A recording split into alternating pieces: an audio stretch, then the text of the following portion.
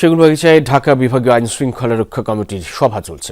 সভায় অংশ নিয়েছেন স্বরাষ্ট্র উপদেষ্টা। এই বিষয়ে আরও জানবো সহকর্মী আকলাক মুস্তাফার কাছ থেকে। সাফা, এই মুহূর্তে সভায় ঠিক আলোচনার ইস্যু কি একটু জানাবেন?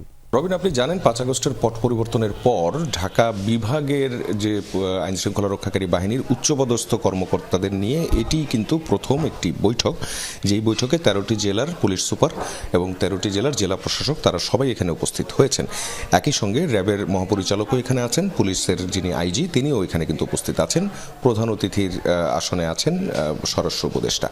যে বিষয়গুলো আলোচনা হচ্ছে, খুব স্বাভাবিকভাবে যে বিষয়গুলো আসছে সেটি হচ্ছে যে আইন শৃঙ্খলা রক্ষাকারী বাহিনী 5 আগস্টের পট পরিবর্তনের পর তারা কতটা সক্রিয় হয়েছে এবং আসলেই পুলিশি কার্যক্রমগুলো কিভাবে চলছে, আইন শৃঙ্খলা রক্ষায়, অপরাধ দমনে তারা কিভাবে কাজ করছে।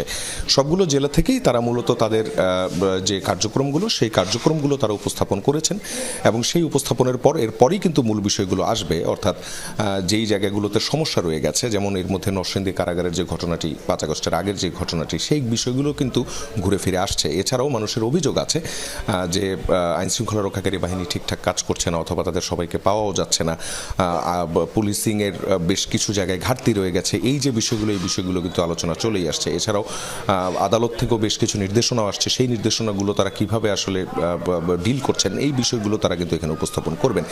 এছাড়াও আরও সামনের দিকের, যেহেতু নির্বাচনের দিকে এগিয়ে যাচ্ছে দেশ, এমনই একটি পরিস্থিতি যেহেতু শুরু হয়েছে, সেই জায়গা থেকে আইন শৃঙ্খলা রক্ষাকারী বাহিনীর কার্যক্রমগুলো এখন কি হবে, তারা আলাদা আলাদা করে কোন কাজগুলো করবেন, এই ব্যাপারে সম্ভবত কিছু নির্দেশনা দেয়া হবে, এমনটাই কিন্তু আমরা জানতে পেরেছি। যদিও মিটিংটি এখনও পর্যন্ত অর্ধেক বলা যায়, অর্ধেকের মতো হয়েছে। এরপর মিটিং শেষ করার পর যিনি স্বরাষ্ট্র উপদেষ্টা তিনি সাংবাদিকদের ব্রিফ করবেন এবং আমাদেরও কিছু প্রশ্ন আছে, সেই প্রশ্নের উত্তরগুলো আমরা তার কাছ থেকে নেওয়ার চেষ্টা করব।